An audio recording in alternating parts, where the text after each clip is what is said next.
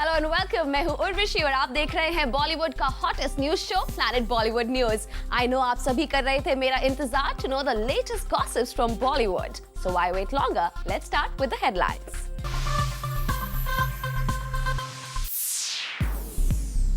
सैफ अली खान पर लगा रेस्टोरेंट में मारपीट का आरोप, एफआईआर दर्ज।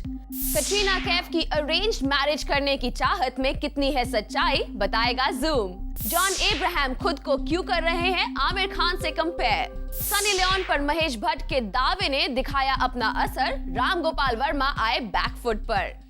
और दिखाएंगे आपको कि चित्रांगदा किस बॉलीवुड स्टार को देना चाहती हैं जूते। करीना के साथ मुंबई के एक रेस्टोरेंट में डिनर करने गए सैफ अली खान पर मारपीट का इल्जाम लगा है और इस मामले में एफआईआर भी दर्ज हो गई है। इस खबर का कंप्लीट अपडेट देगी हमारी next story.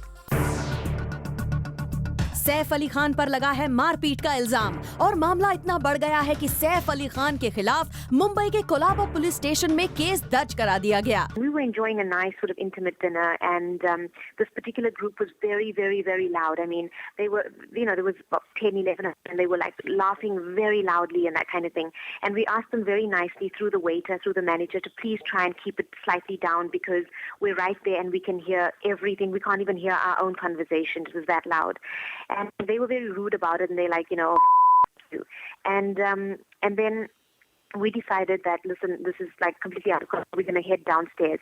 And even though downstairs was closed, the management said, look, we can't even keep them under control. We will agree to open downstairs so that we could move our dinner downstairs. So we were at the lift and we were on our way out. And Saif had gone to the bathroom and he was on his way up.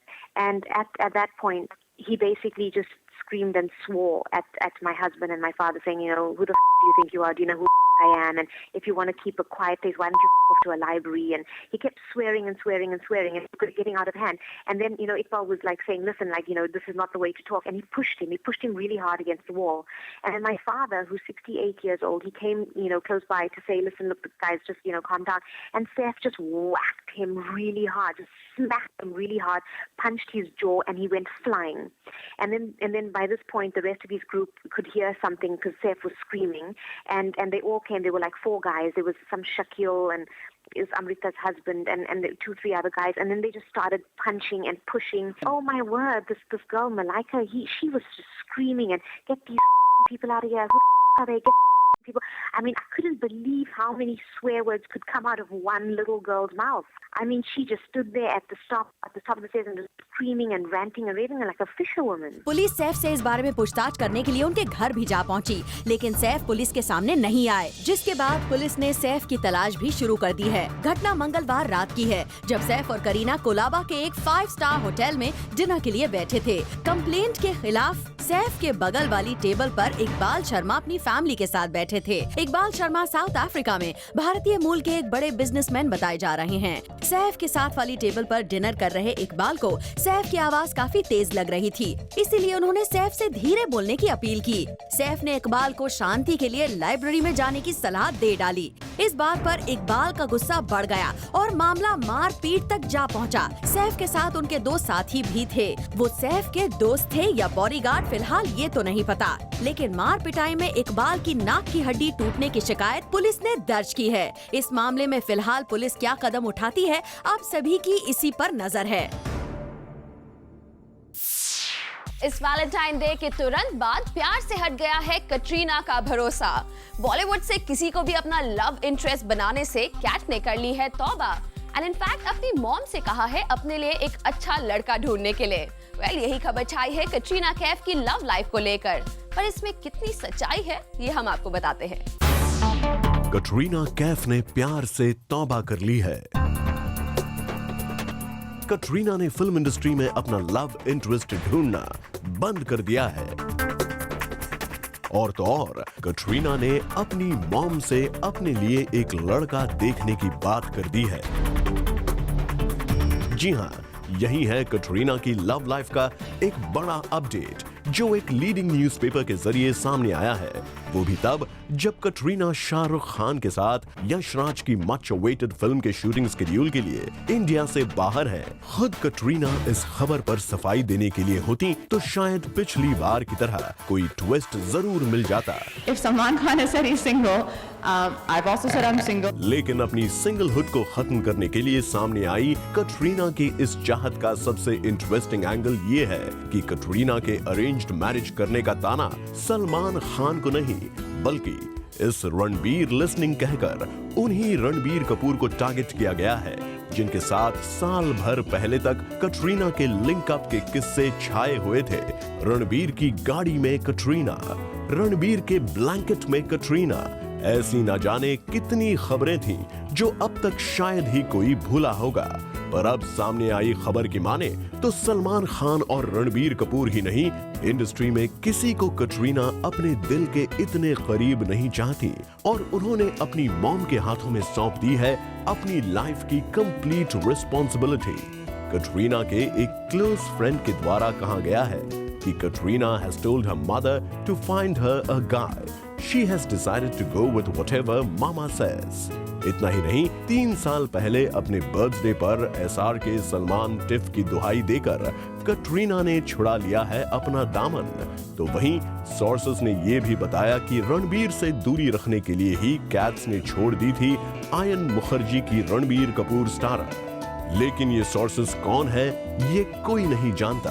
पहले भी ऐसे ही कुछ sources की तरफ से कटरीना की personal life पर आई कई खबरें झूठी साबित हो चुकी हैं। जाहिर है बॉलीवुड में कई बार खबरें प्लांट करवाई जाती हैं, जेलसी एंड राइवलरी में की जाती हैं बड़ी बड़ी साजिशें। नए अपडेट्स के नीचे पुरानी खबरें भले दब जाएं, पर जूम ही देता है आपको ऐसी खबरों पर कंप्लीट फॉलोअप। और इस बार भी जब तक कटरीना खुद सामने आकर कुछ कंफर्म न कर दें, अरेंज्ड मैरिज में उनके इंटरेस्ट की इस खबर पर भरोसा नहीं किया जा सकता। Bureau report, zoom, Mumbai. Original Jism के हीरो जॉन एब्राहम सनी लियोन स्टारर जिस्म 2 से कुछ ज्यादा ही उम्मीदें लगाए बैठे हैं। ऐसी ही कुछ बातें की है जॉन ने जूम से अपने एक एक्सक्लूसिव इंटरव्यू में। आप भी देखिए। Hi John, welcome to our show. Thank you. We just saw you launch a book. Tell us about it. Tell us about the book, the author. Well, it's a book written by my sister. The author is my sister, Susie Matthew. And I'm so excited to see her after such a long time because she lives in Bangalore and I live in Mumbai. And I'm so proud she's launched a book called, she's written a book called In a Bubble of Time. Like the title of the book makes me want to ask you this question. Like, you know, people often say that actors live their life in a bubble. Do you think so? Not in my case. I mean, I've always lived a life connected with my roots. Right, more normal. Yeah. Yeah, very normal. And I guess I'm happier that way. But I'm also very proud to be a part of the fraternity, the film fraternity. Yeah. So as much as I was an outsider yesterday, I'm an insider today. But I lead a very normal life. Yeah. So be it, you know, going to my mom's place. I live on Bandstand. Go to a house, I go by rickshaw. But you know, after so many years in the industry, do you still feel a part of the race? Do you feel the heat? See, the Are you reason why I started with a jism and I'm producing a Vicky Donor is because I really think, I believe I think differently. And I think the only person, again, who's thought differently and worked commercially is Aamir Khan. And I really believe that I want to propagate the kind of cinema I believe is different and still commercial and still go international. I don't want to do a Hollywood film and say, oh, I'm doing Hollywood. I'd rather do an Indian film that goes international and I can say, listen, this Indian film's gone international. Be it producing it, acting in it or directing it. Yeah. So that's what I want to do. And I think, you know, we've got the creative capacity and the talent and the talent pool to create the world's best, and I'm sure we will. You know, talking about Jism, you made a brand out of it, and you're not part of the sequel. You know, so don't you feel interesting on it? No, not at all. I mean, I made Dhoom, which I think is my biggest brand. I'm not a part of it. Absolutely. So I don't feel any animosity or any sadness. Yeah. I think Hrithik took Dhoom 2 to a different level, and absolutely. Aamir will take Dhoom 3 to another level. Yeah. So I think one must understand and look at things very graciously and move on and appreciate who's coming into that space next. it's nice to be a part of the brand. That's the beauty. Yeah. Be it Jism, be it Dhoom, be it Dostana, be it Desi Boys in the future, be it Exactly. Houseful.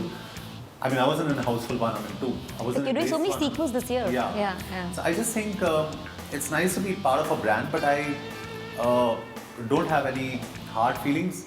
At the same time, I do believe that Mahesh Bhatt is probably the reason for my success in this industry in the biggest possible way. Because I remember when I did Jism, he said, "Son, I don't know whether you'll become a star, but people will Sweet. appreciate what you've done in this film." Wow. And I think for me that was the biggest supporting factor. You know, you've always taken up social causes and you've always spoken about it. So whether it's the movies you do, like, you know, like in Dostana, they were not touching homosexuality, but it was, you know, funny way, but there was a message, right? Likewise with, you know, sperm donation thing that you're doing.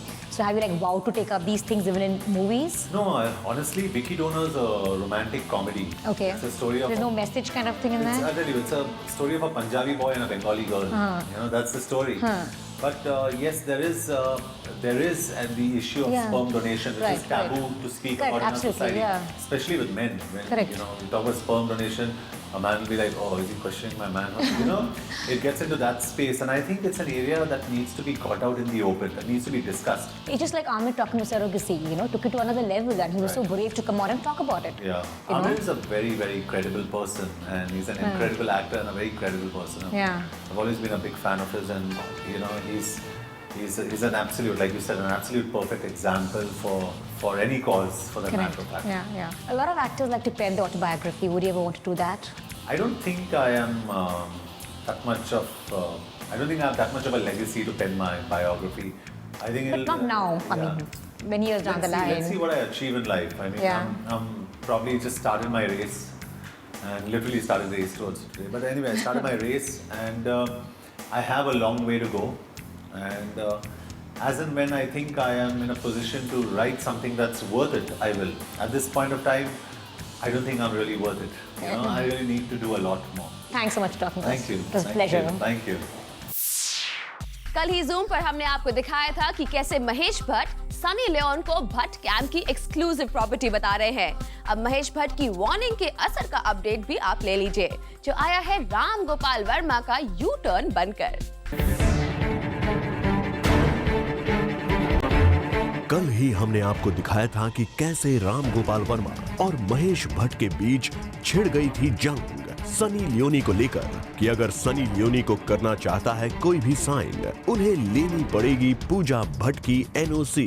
मगर जिस किस्म की understanding Sunny Leone और पूजा भट्ट के बीच में है, जब तक पूजा भट्ट का नो ऑब्जेक्शन एक सर्टिफिकेट नहीं होगा, क्योंकि the first right of her projection in Indian space within a time frame वो पूजा भट्ट का है। मगर मुझे लगता है कि ये जो ऑफर्स का जिक्र मेरे साथ में भी हुआ था, राम गोपाल वर्मा की मेरी भी बात हुई थी। अब पूजा और राम गोपाल वर्मा के बीच में है कि आखिरकार दोनों म्यूचुअली बैठ कर क्या डिसाइड करते हैं। मगर हाँ, अगर वो जिस्म ब्रांड को फ़ायदा पहुँचाएगी तो she will be in a part of any other item और any other kind of film. पर अगर वो जिस्म ब्रांड से कुछ टेक अवे करेगी तो यकीनन Pooja will not allow that. But लगता है महेश भट्ट की इस वार्निंग से राम गोपाल वर्मा चले गए हैं बैक फुट पर। जूम को दिए एक्सक्लूसिव इंटरव्यू में महेश भट्ट ने कहा था कि राम गोपाल वर्मा ने सनी को अप्रोच किया था एक आइटम नंबर के लिए और रामू को एनओसी लेना होगा पूजा भट्ट से। लेकिन अब इस खबर को रामू झुठला रहे हैं। जब जूम ने राम गोपाल वर्मा से इस बारे में बात करने की कोशिश की तो उनका जवाब कुछ ऐसा था: I have not contacted Sunny Leone for any item number in department. The news is false. Interestingly इसी न्यूज पर सुबह ही पूजा भट्ट ने भी अपनी सोशल नेटवर्किंग साइट पर कुछ ऐसा लिखा था: Absurd news appearing about Sunny Leone appearing in a film called Department before Justin 2। और उधर सनी लियोनी ने खुद कुछ ऐसा लिखा है अपनी सोशल नेटवर्किंग साइट पर: Everything else you hear in the news is not true. I'm going to make my debut with Justin 2 only. I love Justin 2। लगता है कि एनओसी के चक्कर में पड़ने से अच्छा राम गोपाल वर्मा ने सोचा होगा कि वो इस खबर को डिक्लाइन ही कर दें। For Elika Srivastava, zoom, Mumbai.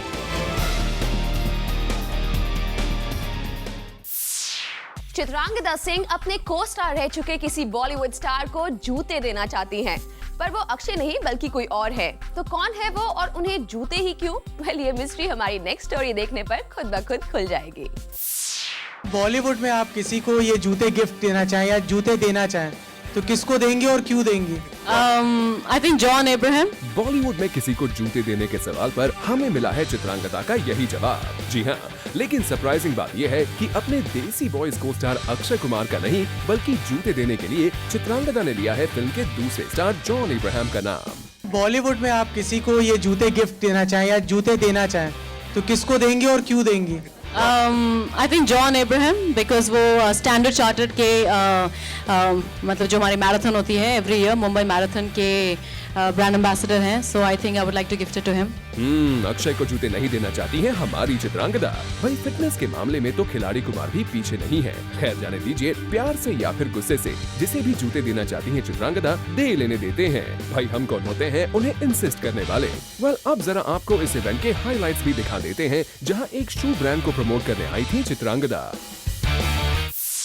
Planet Bollywood news में फिलहाल वक्त है एक छोटे से ब्रेक का, लेकिन ब्रेक के बाद हम आपको दिखाएंगे कि जोड़ी ब्रेकर्स के बाद ओमी वैद्य सामने लाएंगे अपनी कौन सी Dzire.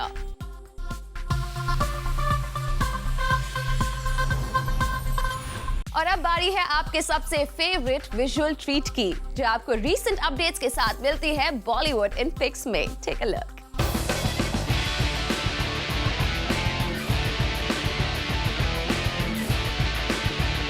We caught them, we clicked them, and we bring all the latest pictures of B-Town for you. शुरुआत करते हैं सोनम कपूर की इन पिक्चर्स से। सोनम कपूर पहुंची बर्बरी प्रोसम फॉल 2012 RTW शो के लिए, जो कि हुआ at the London fashion week. We must say कि वो लग रही थी way too gorgeous and pretty. Recently, Nargis Fakhri ने किया एक फेमस मैगजीन के लिए photoshoot in which she was spotted wearing blacks. इस पूरे फोटोशूट का थीम था ब्लैक और इसलिए नरगिस फाखरी ने पहने ये 3 different black outfits in which she was looking way too hot. Film तेरे नाल लव हो गया की स्क्रीनिंग रही काफी ठंडी, जहां आशीष चौधरी और बाशु भगनानी के अलावा कोई भी सेलिब्रिटी नहीं दिखा। हाँ, मगर रितेश और जनीलिया की ये फिल्म देखने रितेश के पेरेंट्स जरूर आए, पर इट सीम्स रितेश और जनीलिया को कोई फर्क नहीं पड़ा कि बी टाउन से इनकी फिल्म देखने के लिए कोई नहीं आया, क्योंकि ये दोनों बहुत खुश लग रहे थे। Bureau report, Zoom, Mumbai. Omi Vaidya acting के अलावा भी काफी कुछ करना चाहते हैं। ऐसी ही अपनी एक डिजायर पर ओमी काम करना शुरू करेंगे जोड़ी ब्रेकर्स की रिलीज के बाद। तो क्या है ओमी की ये डिजायर, आप खुद ही देखिए। सबसे पहले 3 इडियट्स, फिर दिल तो बच्चा है जी, और अब जोड़ी ब्रेकर्स।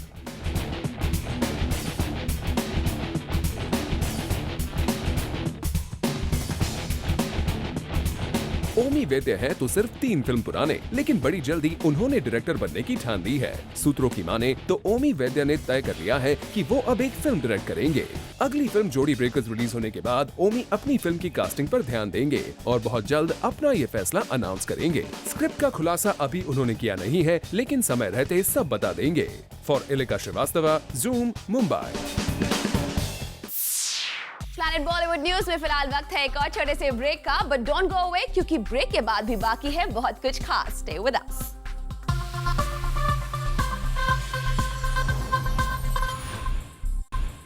Recently, दिल्ली में हुआ FDCI presents Will's Lifestyle India Fashion Week Autumn Winter 2012, जिसमें कंट्री के कई रिनाउंड डिजाइनर्स ने पेश किया अपना कलेक्शन। तो कैसा रहा इस फैशन शो का day 3? Find out in our next story.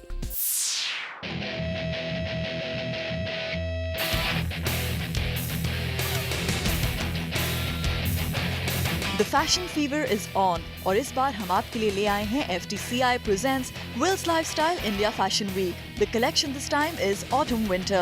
The Day 3 collection was quite good and many of the models walked the ramp wearing collections of some famous designers. Day 3 में participate किया famous designer Manish Malhotra ने. In 1 year, we have about 65 craftsmen who work in Kashmir, and today was a tribute to that and also a beginning of us taking another step and working a lot more with people in Kashmir as well as with other craftsmen from within India.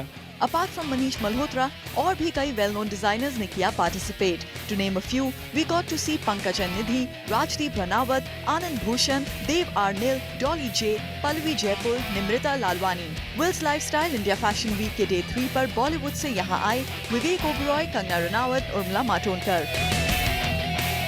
Well, that's not where we end here. इस fashion week की सारी updates हम आपके लिए लाते रहेंगे. Day 3 की full coverage आप देखिए tonight at 9:30 PM only on Zoom, India's #1 Bollywood channel.